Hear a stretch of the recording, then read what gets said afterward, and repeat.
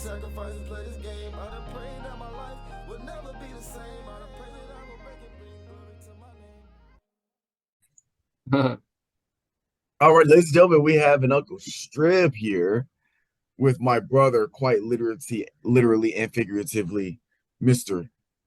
Kylan Stribling. And today we're going to be Yes, talking sir. about the basically recapping and going over our thoughts on the NFL draft that just happened not that long ago. So I'm gonna go ahead and let you take the floor first. Um, so the draft was very interesting. We learned a lot in this draft. I want to say this draft was probably, I would say, more exciting than last draft class. There was a lot of good talent that came in, and I'm happy that I can talk to Finis today about it. We're about to see what teams you're feeling, what teams you're not feeling, and really get into it. So do you want to go over what we talked about three winners, three losers, and then some interesting teams? Yeah, yeah, we can All right. we can do that. Sure. Okay.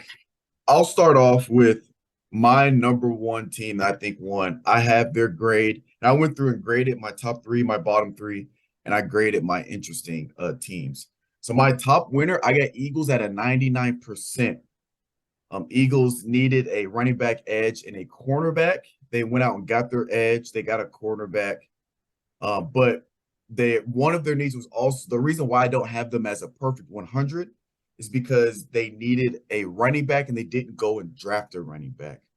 Not necessarily saying that they have to draft a running back to fix running back problems if you want to view them as problems, because they could also do that through free agency. And I haven't been keeping up with much trades this offseason, so they might have already uh, answered that.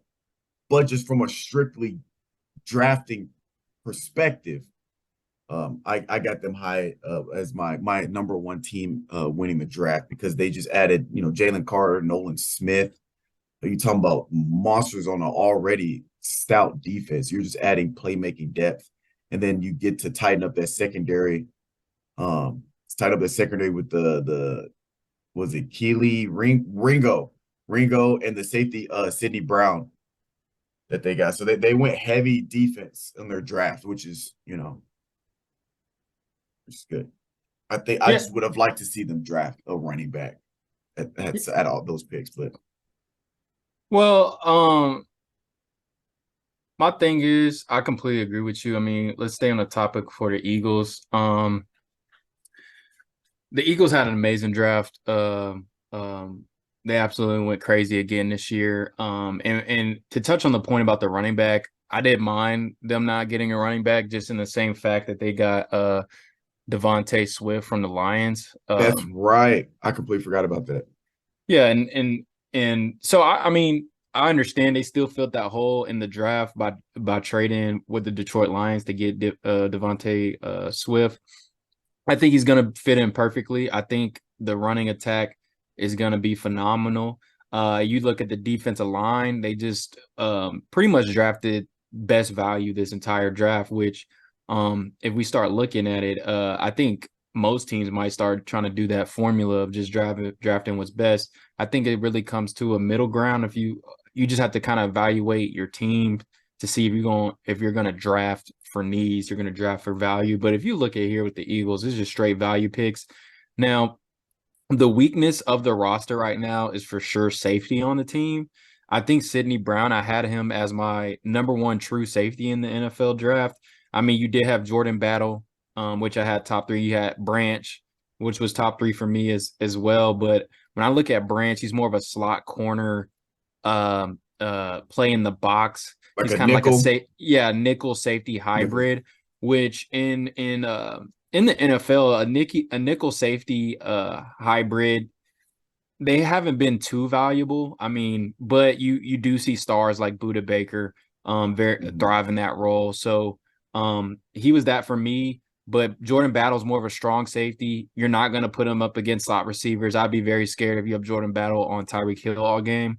He's definitely going to be guarding safeties. I think he's going to be more of a zone player and definitely help out in the run. But I really have Sidney Brown. He's an all-around safety. He's your true. He's going to be a versatile can play free and play strong.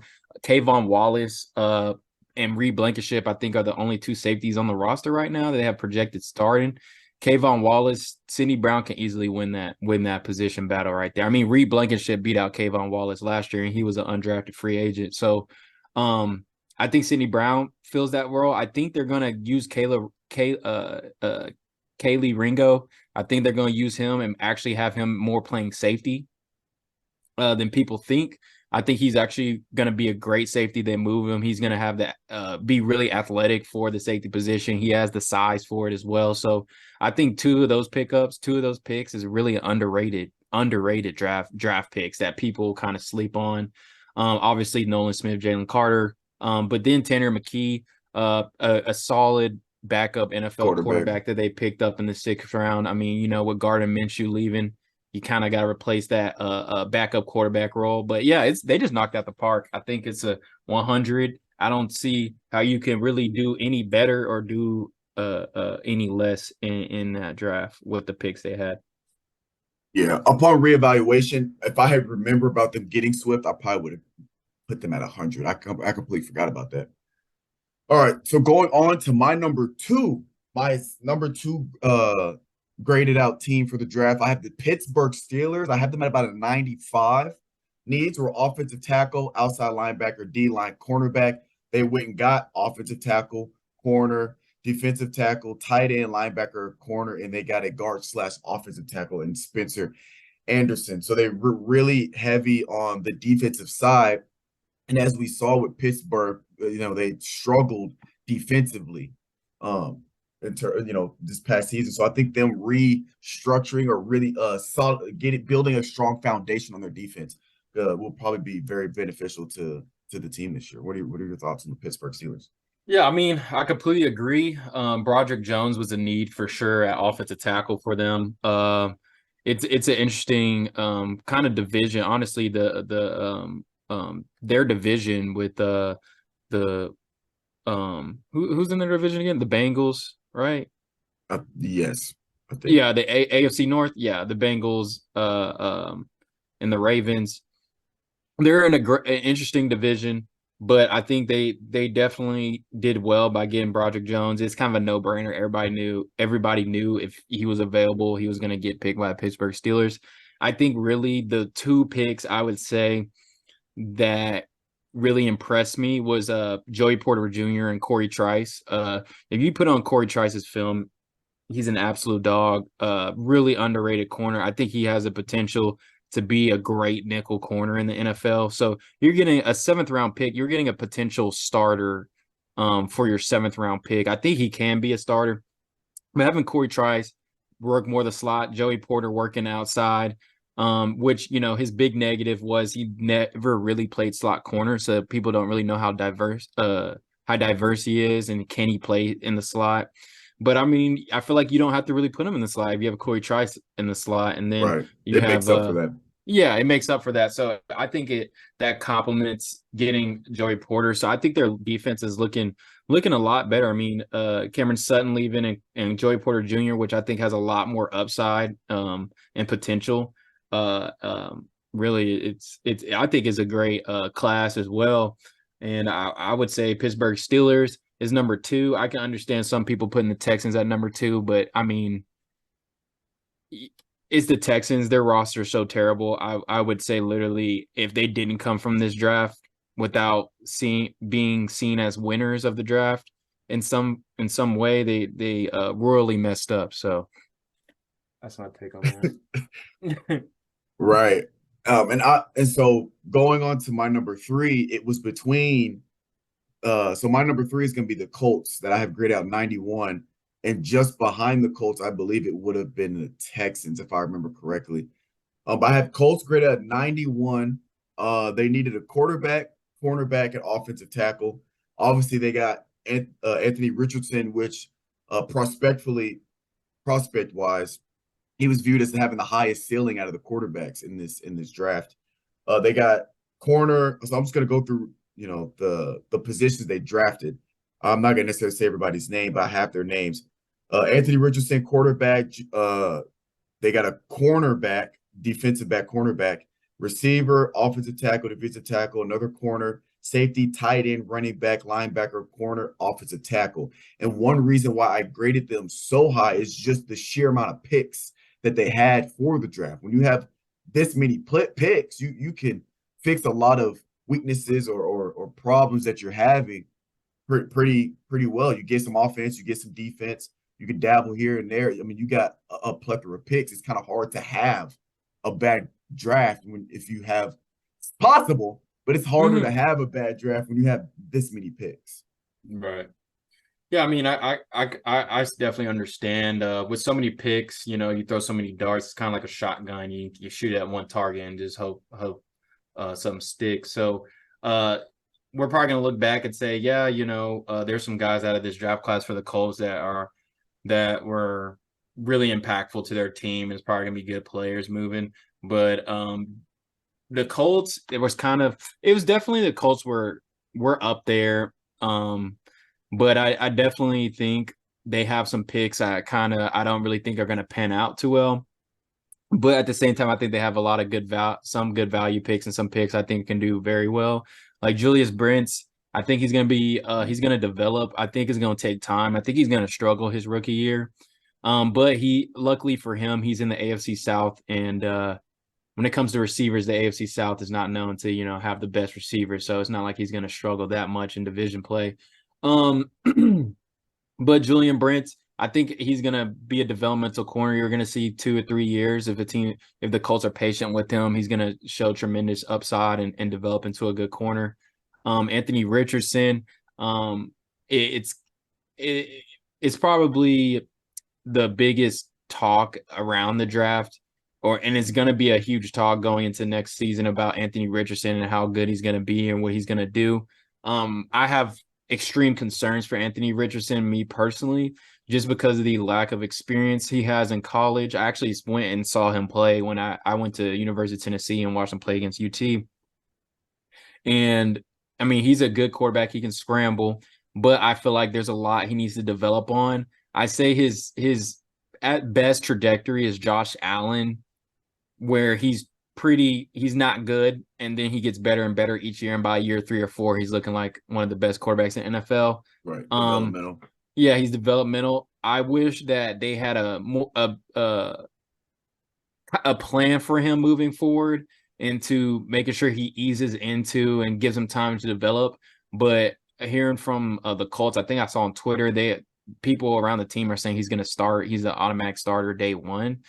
And that concerns me a lot, just because I don't think he should really be thrown out there to lose a couple games, throw a couple interceptions, and then he loses confidence, and then he kind of stays in a shell where he's just not a confident quarterback, right? So either he needs to have the support system to really be with him when he throws 2 picks in a 2-pick game, or when he has a season where he threw 11, 10 picks, to where a coaching staff and organization is going to be supportive of him through his learning process, because there's definitely going to be a learning process for sure. But to touch on the highlights, Josh Downs out of North Carolina, that's a good pickup, a good slot receiver. They picked up. Also a steal, I think, is Jalen Jones at corner as well. They got him real late. Yeah, I had him really graded out as like a 3rd or 4th round pick. I have to look at his pro day and his numbers, because him sliding to the 7th round I really didn't understand that, but it was probably maybe due to something in his pro day or something that happened. But when I watched this film, he seemed like a very good corner. I think on some teams, Jalen Jones could be a number 2 corner. On other teams, I think he would be more of a depth rotational piece. But if one of your corners get hurt and Jalen Jones in the game, I wouldn't really be too worried. I feel like he could hold his own for sure. All righty. Now we're going to go to the losers. And we're going to start with the 3rd from the bottom. So the last team will be the losers of the draft. So I have graded out at 65 is the Washington Commanders. Is the Washington wait, no, I have the Cardinals. I have the Arizona Cardinals graded out as a 67. The Commanders is next. They need an offensive line, offensive tackle, corner, and receiver. They went out and got the things they needed, unlike the rest of the list for the losers, which blows my mind. But it just seemed like uh, some of the picks that they got, it just wasn't really what I was expecting from the Cardinals. Just simply, it seemed like they kind of went heavy defense, which as a defensive minded person, I try not to harp on I try not to go in on somebody too hard for, trying to strengthen your defense because defense wins championships. But when your offense has been such a problem this past season, you would think they would have focused a tad bit more on explosive offensive firepower, which I mean, yes, they got Johnson Jr. at offensive tackle because Kyler Murray was out there running for his life last year. So they got to get him some protection, get him more time in the pocket to make more throws. But then you got an edge, corner, a linebacker, another corner, defensive tackle, which again, I don't want to make it seem like drafting defense is bad, but when your offense struggles that much, it seems like productive to go so heavy on defense in the draft, especially when I don't know if it's been official, but I do believe that Arizona is floating around trading D-Hop to the Ravens. So it's like now you're going to lose your number one or two receiver on top of all of that with Kyler Murray, having the struggles he had, especially the second half of that season. I have them graded out at 67. 67, okay. Yeah, I mean, I think this might be our first disagreement. What's your I take? think what the Cardinals are trying to do, obviously they traded from the first round, so they're stacking up to have a great draft next year because they have a lot of picks and a lot of high quality picks next year because of the trades they made. But Paris Johnson Jr. probably has the highest ceiling out of any offensive tackle in the draft. So I mean that shores up and helps the offensive line most definitely. Now the edge out of LSU, BJ, I thought he was more of the most overrated edges, and we've seen this type of player be in the Cardinals defense, more of a speed rusher Mm-hmm. and athletic defensive end. So I've seen better prospects than BJ go to the Arizona roster, and they haven't done much. So I really don't know if he's going to pan out or not, but I really kind of feel mid about that pick. And then Garrett Williams, I feel like is a great pickup from Syracuse. I think he's a second round corner. I think he's a number 2 corner. On the Cardinals, he might be their best corner day one, in my opinion. And then Michael Wilson out of Stanford, extremely underrated receiver, great at route running, has great hands. He really reminds me a lot of Stephon Diggs coming out. But the biggest thing with Michael Wilson is that he's in college, he was always hurt. He's very injury prone, but if he can stay healthy, he almost could be a number 1 receiver for you. But I really don't think that's where the Cardinals really suffer from is firepower on their team. I don't think they've never, ever since Kyler Murray got there, I really think they never really was lacking in that department of firepower. I really think it's defense. And when I see here, really the only defensive player I really like out of this class is Garrett Williams. So that's why they're not too high on my board. I wouldn't say they're my top 3 worst, but it's kind of middle of the ground to me. And I think they have a potential to really do well next year's draft. Fair enough. Fair enough. Mm-hmm. Fair enough.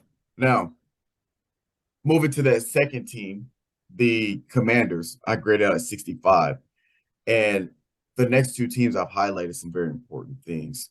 But there's 3 needs. So with every team, I have the needs that they needed and what positions they draft. And generally, most teams draft within their needs. Commanders needed a corner, offensive tackle. They needed a quarterback. Let's be honest. Let's call it like it is. They need a quarterback. Whether it's a backup or what, but they need a quarterback. They drafted the corner. They drafted offensive tackle, safety, a guard, edge, running back, edge. They did not draft a need. So, yeah. So just that alone, which I believe they're one of the only few teams that didn't draft a need, which That's why they graded out a 65. Mhm. But the but they did go defense heavy, which with the Commanders, I mean, they're they're already. I mean, last season, Yeah. I think they get better, but we're talking about grading a specific draft. Just this draft, just looking at it, the grading out of it, it's 65. Yeah, I mean, I would say they're definitely bottom three. That I mean, their draft class was absolutely it wasn't like historically bad. I think the only two picks I like were Ricky Stromberg from the center from Arkansas. Right. I thought he was definitely a great center for a third round pick. I think he's a great third round pick at center. And then I just like Chris Rodriguez Jr., the running back out of Kentucky. I think he broke a lot of records at Kentucky at running back. I think he's the best power back. He was the best power back in the draft, in my opinion. He didn't go down on the first hit. Obviously, he's not a home run hitter. I think he's a pure traditional power back, old school. And I mean, I like that they got him. But I feel like the Commanders, it really wasn't their rushing, their run attack was the weak spot of their team. I think, like you said, the quarterback position, how they're going to give them opportunity. I can't disagree with that. Like I can't sit here and say that's terrible. Don't go with him. But like, because I'm really about giving people an opportunity, like give them a whole season, saying you're going to be our guy, train up, learn the playbook, give him a year to where we can see what he can do. And that's what they're sticking by. And so I'm not really gonna fault him for that. But Emmanuel Forbes, first round pick, I think is absolutely absurd. I mean, weighing 166 pounds at cornerback playing in NFL, I'm like, I don't care. They're like, oh, he's a coverage corner. Like, I'm like, I understand he's a coverage corner, but even as a coverage corner, you got to think of the wear and tear in your body in college football compared to the NFL. If he plays all the preseason games, he plays, let's say they go to playoffs and they go to the Super Bowl, you know how many weeks that is? That's like, 20 what is that? something, 20, Like 20 something, like 25, 20. Yeah. And what is college football? I mean, what is it, like 12, 13? 13 Maybe. if you go bowl, yeah. Yeah. Bowl. And then if you're in the playoffs, I guess it's like 14. But you know what I'm saying? Like it is 10 to like 12 more weeks. And you're going to have your body ready to do that for a longer time. And do I think Emmanuel Forbes will be a good player? No, I mean, he has the potential when he gets on the field to do well, but will he stay on the field the whole season? Probably not.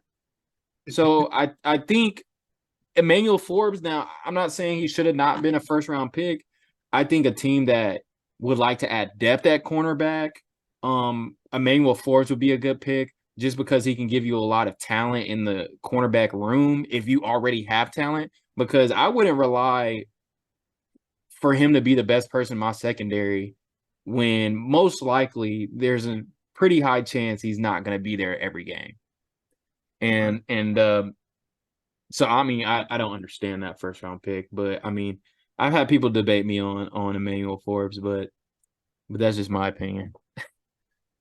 All right.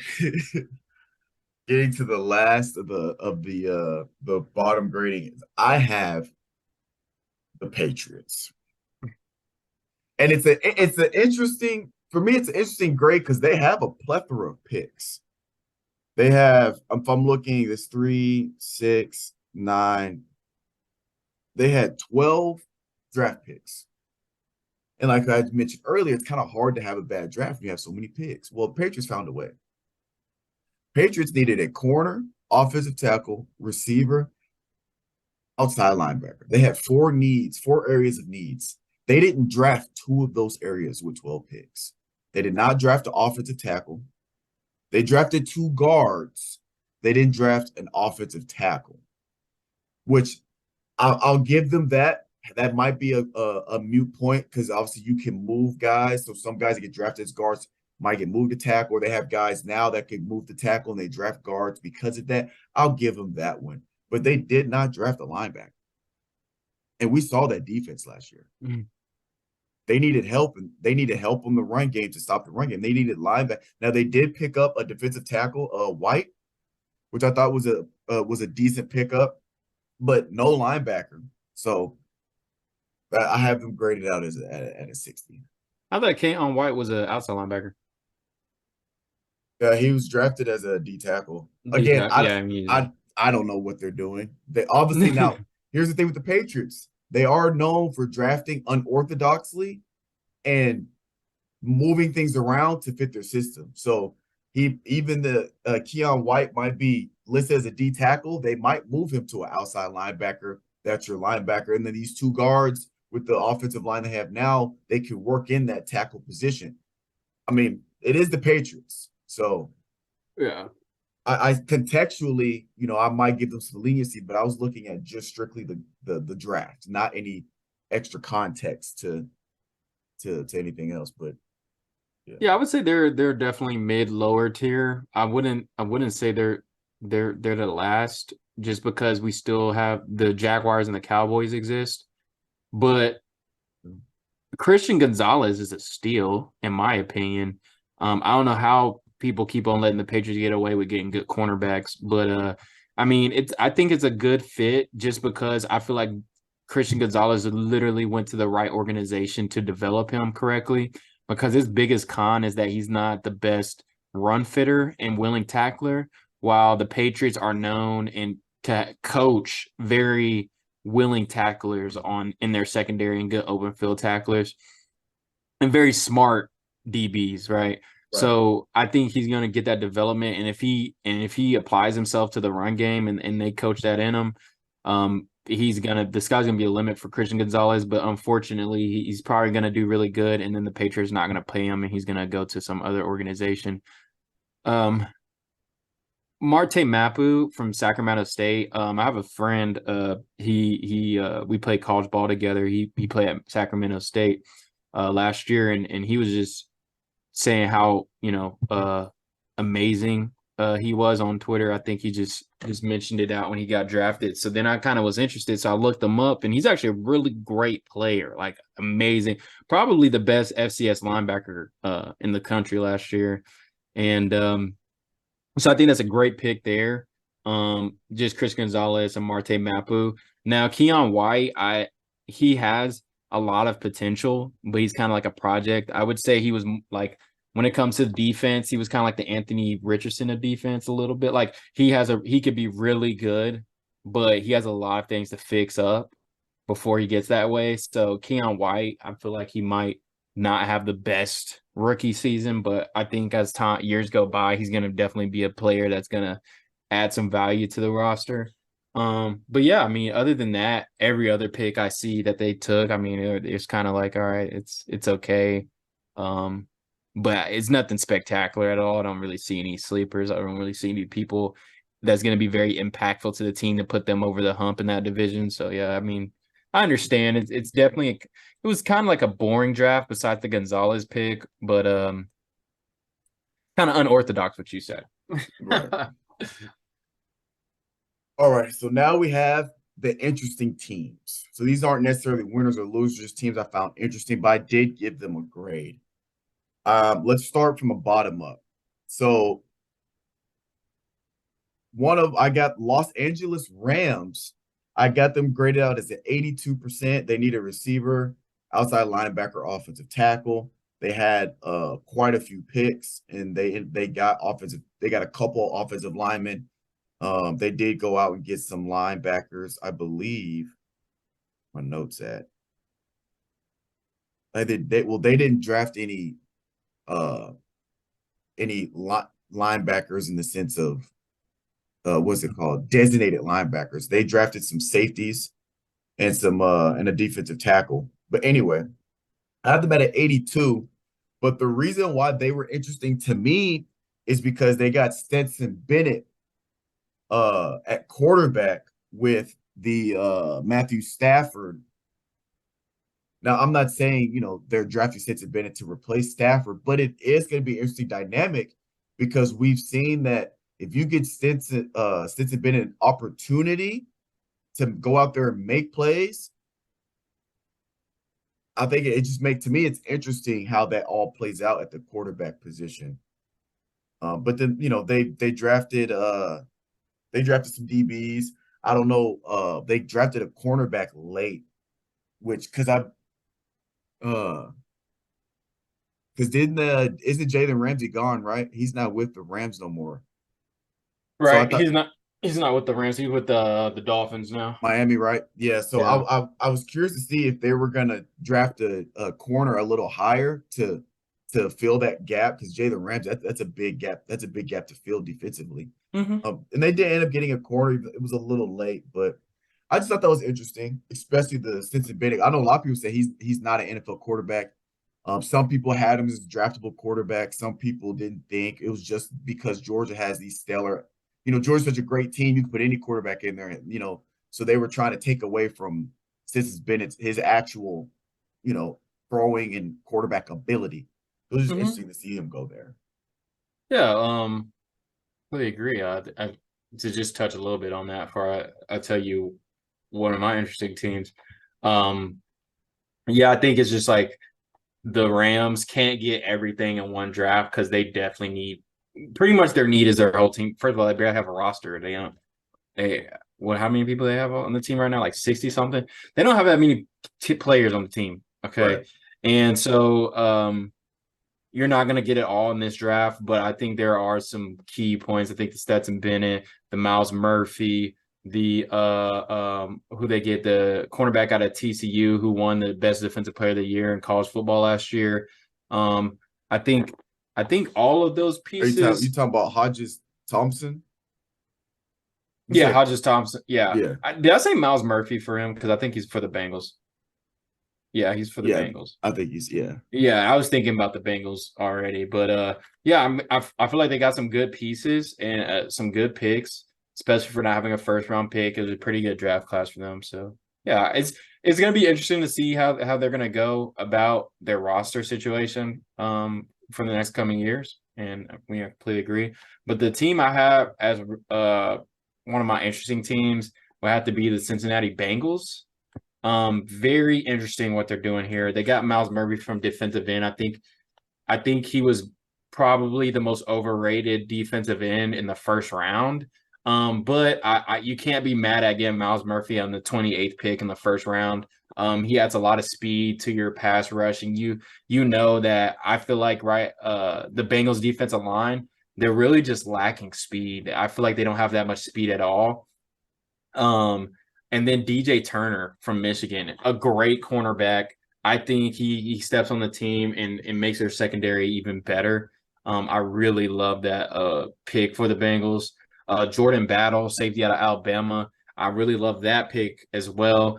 Just getting another safety in the trenches for the Bengals to really shore up that run defense that I feel like sometimes can be spotty. So I think Jordan Battle is going to be a great player, and I think for the type of teams in that division, when it comes to Mike Andrews, when you look at a lot of good tight ends in that division, I think Jordan Battle can do well against them. Charlie Jones, really underrated receiver out of Purdue, probably I think he was definitely top three best Big Ten receivers last year, and that's having Ohio State and Michigan receivers included.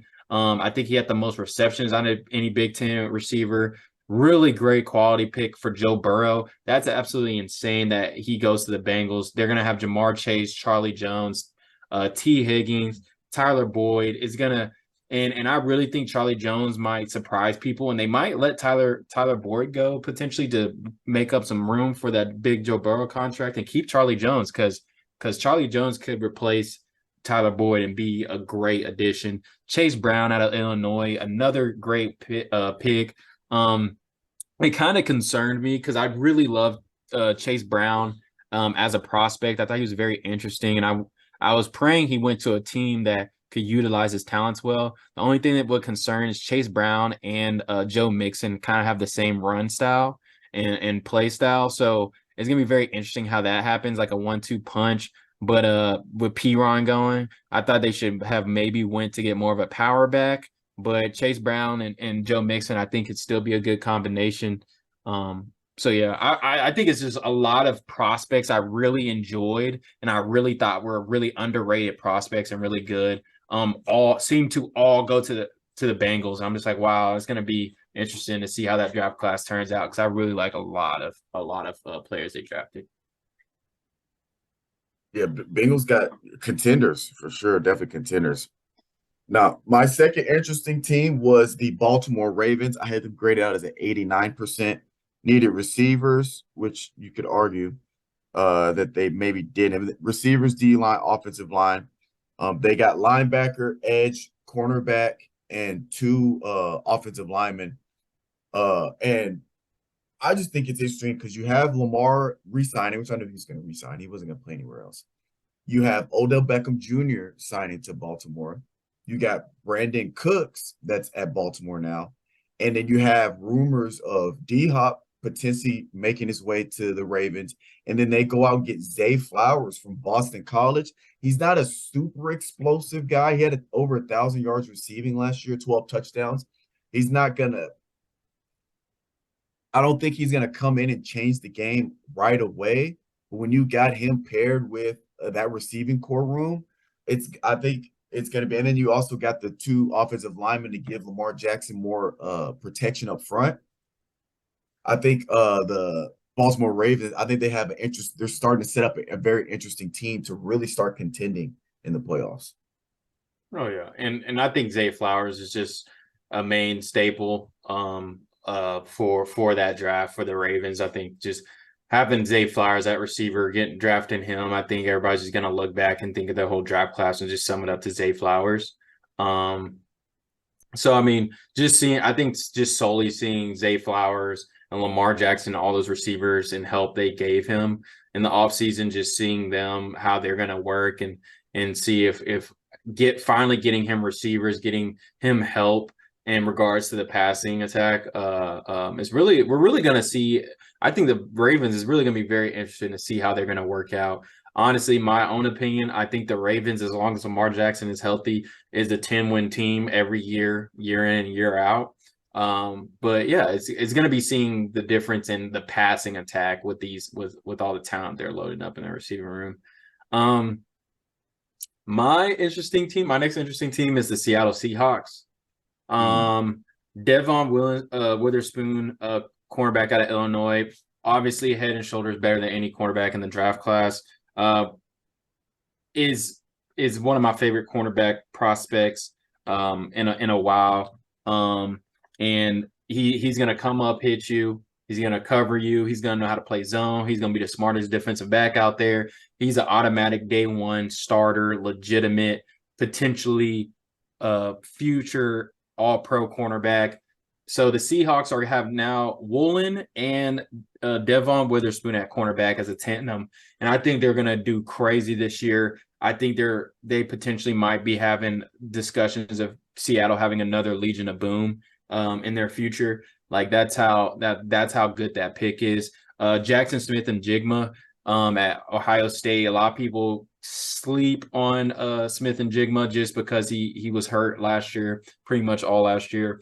But when he was healthy, just turn on the Rose Bowl tape against Utah. That's all you have to say. He's going to step the best slot receiver in the draft class. Great pickup for Seattle. Now you have DJ Metcalf, Jackson Smith and Jigma, and then you have Tyler Lockett. So, I mean, three solid firepower, with Geno Smith. And then not only that, you have, in my opinion, the most underrated center in the NFL draft, which was the center out of Michigan. I really cannot pronounce his name, but it's like Olutomani. I don't know. But all I know is at Michigan, if you looked at all the games when Michigan was running 200 yards against every single team, against Ohio State, against all the power teams, he was running the show. When he was hunkering down and run block, pass blocking, he was holding it down. I think, in my opinion, he was either one or two best safety or centers in the NFL. So not only that, the Seahawks offensive line looks like it's going to have a bright future. I think they're really molding this team to be amazing. And all we got to do is they'd have to do now is just get a for sure franchise quarterback, which they have some time to work with Geno Smith. Maybe has about 2 or 3 more years I can see with the team, even though he signed a 5-year deal. I don't think he'll be there for 5 years, but I think it's no rush to get a quarterback, and that's a great position to be in. Yeah, I agree. I that was another team I thought was interesting pickups, but I just limited myself to 3. So my last interesting team, and we can't do this podcast without talking about this team. But my last interesting team is the Tennessee Titans. So, as a Titan fan, 615, as I was sitting there getting my notes together for the Titans, I was a little salty because I didn't really understand that second pick, second round Number pick. 33. I couldn't understand it. But when I sit down and I really think about, I was thinking from a GM perspective, right? On a GM's perspective, thinking about the organization down the road, not just right now. Because the Titans needed an offensive tackle, QB, receiver. And QB is primarily for a backup because you're going to play Ryan Tannehill because he's going to give you a $34 million cap hit. You're just not going to not play somebody if they're taking a $34 million cap hit onto your cap space. So Ryan Tannehill's playing. So obviously this is for backup purposes. And the 2 quarterbacks they have to choose from as backups are young guys, a guy that is going to be in his second year and a guy they just drafted. So, young talent. They went and got first pick. I was not mad at it.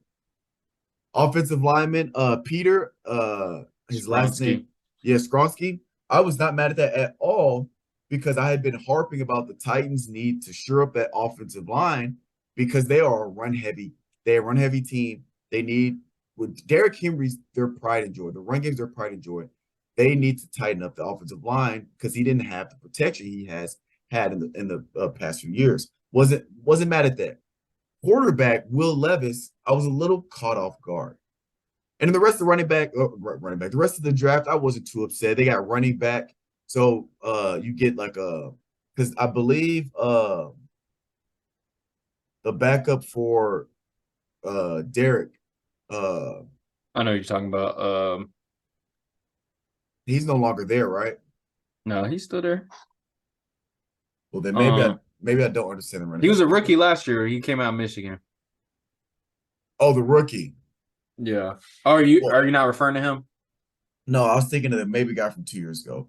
Anyway, my memories, I'm drawing a blank. But anyway, they pick up running back.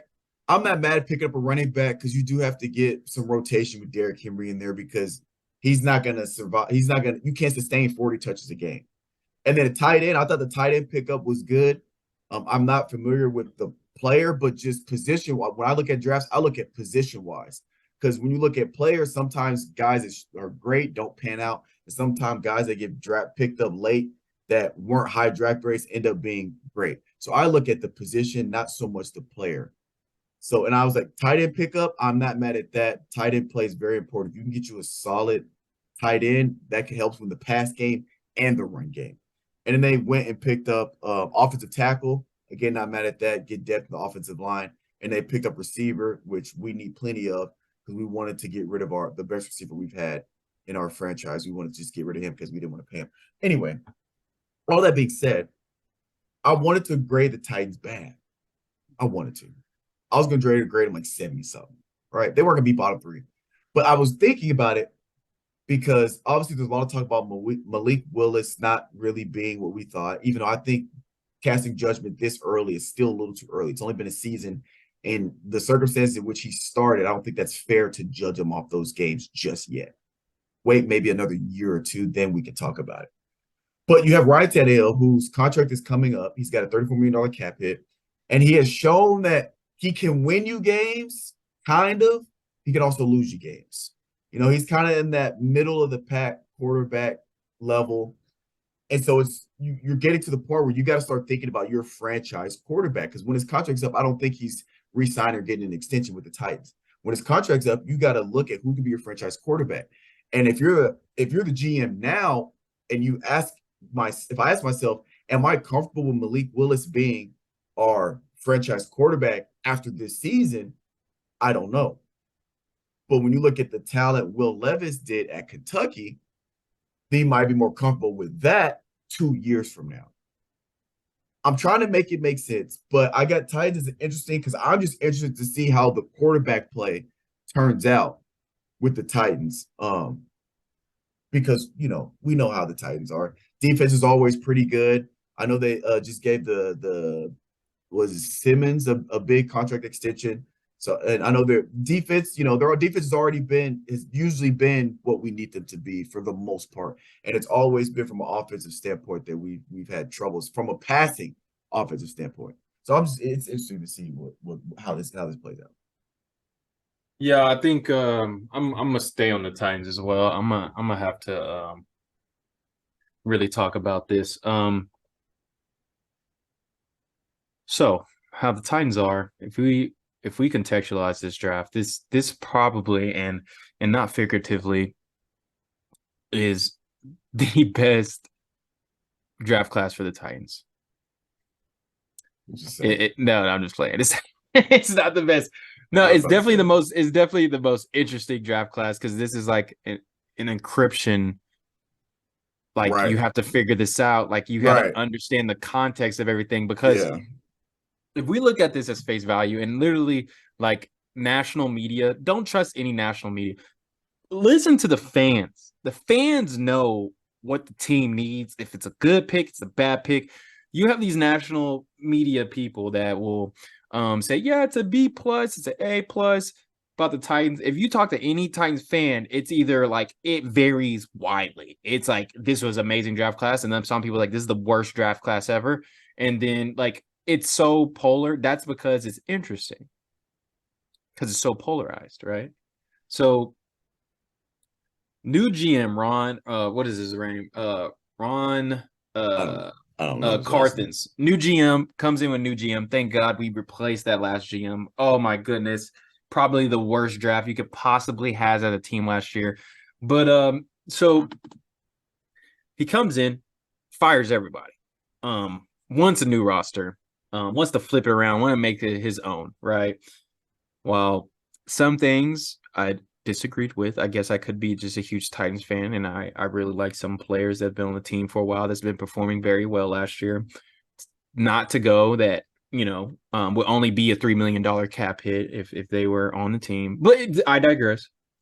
So I'm thinking is if we're going to be competitive, if we were like really trying to go to the playoffs, first of all, it's going to be a hard feat. I mean, you do have one of the probably the best NFL coach as the coach.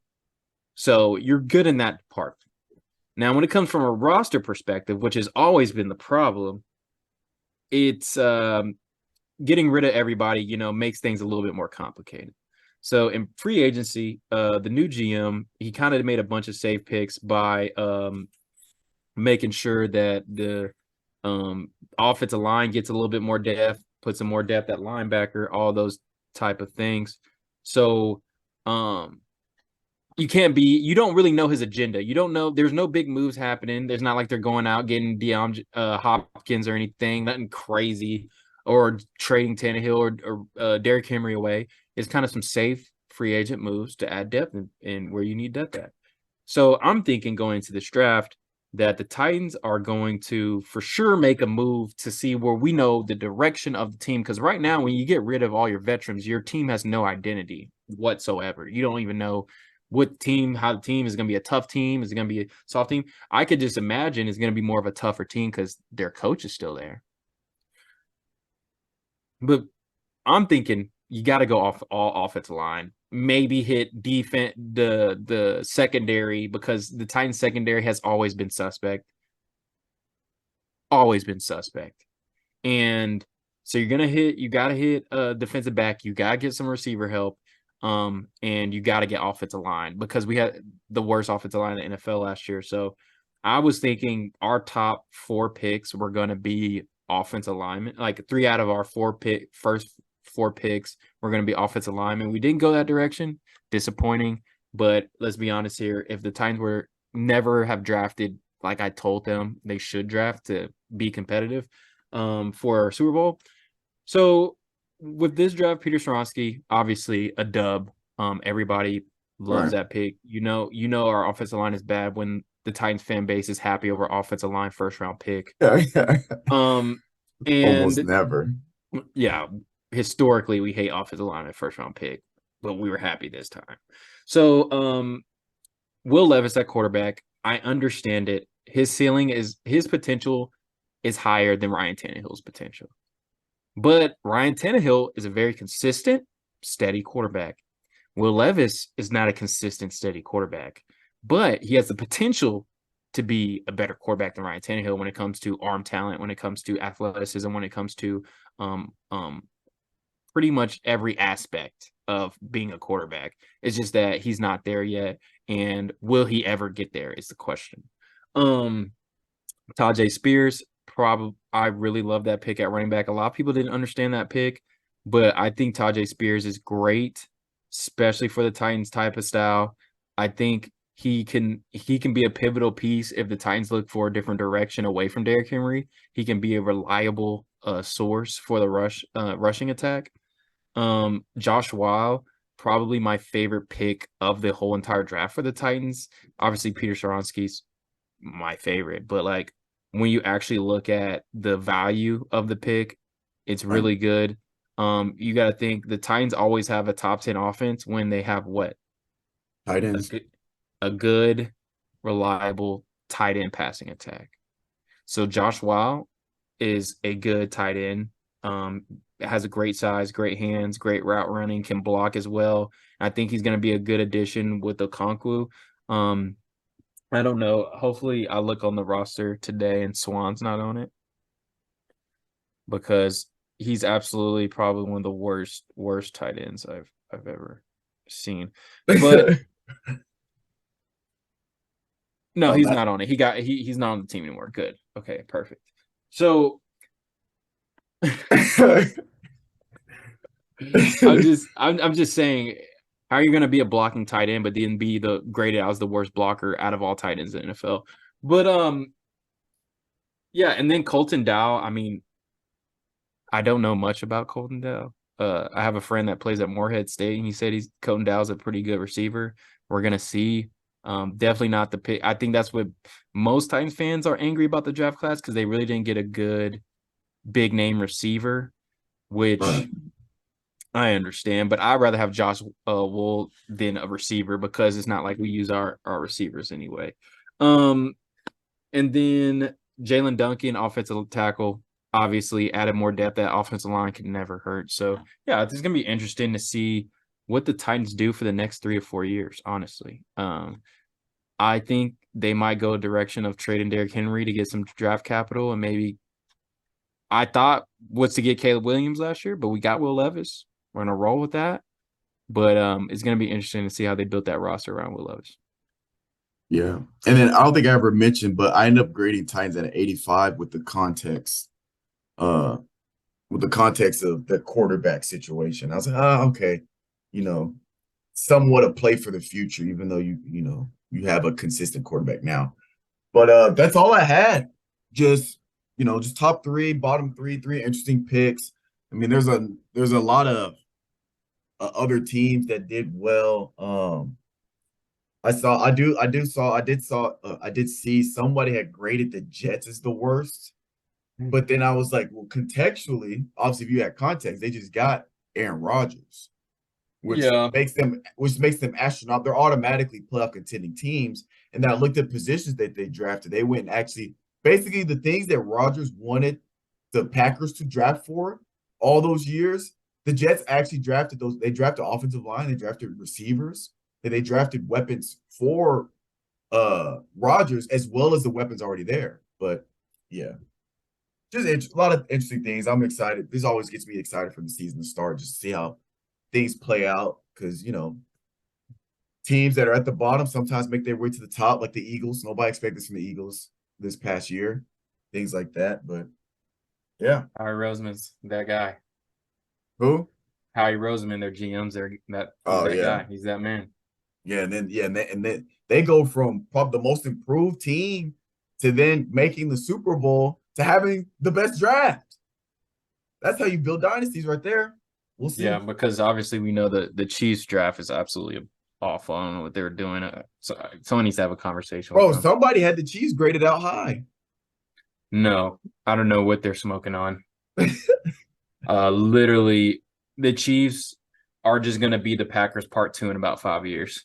It's literally they're going to sit here, draft terribly for 5 years straight and sit and not really care because, oh, we have Patrick Mahomes. We're good. And then as soon as Kelsey retires, they're like, oh, man, why are we so bad? It's like, yeah, man, maybe you should have actually been serious when you drafted for 5 years. That's what the Packers did. The Packers, they didn't draft a receiver in the first round for like 5-6 years. It could have been longer than that, but then they're looking around. Why can't Aaron Rodgers make it work in the play? Like maybe he has a bunch of undrafted free agents he's throwing to, and you don't draft anybody to help him out. Even though he's the GOAT at quarterback, you still need a semblance of a competent offensive roster. But we'll see. Yeah, that's what built the tension between Rodgers and the organization. He was because remember in the media he said he wanted them to draft receivers. They even end up drafting his replacement. Yeah. So hopefully the Chiefs don't do that. But how they drafted this year, definitely makes it seem like they don't care, and they're just saying, yeah, we have Patrick Mahomes. It doesn't matter who we draft. Well, we'll see. Only time will tell. But y'all heard it here first, and you'll hear it here last. This has been another Uncle Strib. Hope you guys appreciate it, or hope you guys enjoyed the cast. I got to start getting a habit of doing this, but like, comment, subscribe. Definitely subscribe, whether you listen to YouTube or any of your podcast platforms, because we are trying to grow and reach more people. But show some love. Got any socials you want to throw out? Any socials? If you want my sports take, verse 615. You still doing verses? Yeah, I haven't posted in a minute. I'm gonna get back on it right now. I've just been focused on things, grinding on things, trying to get some stuff done. But trust me, it's not dead. We gonna get back on it. You know what I'm saying? Bet. This has been your Uncle Stribs. We are out. All right.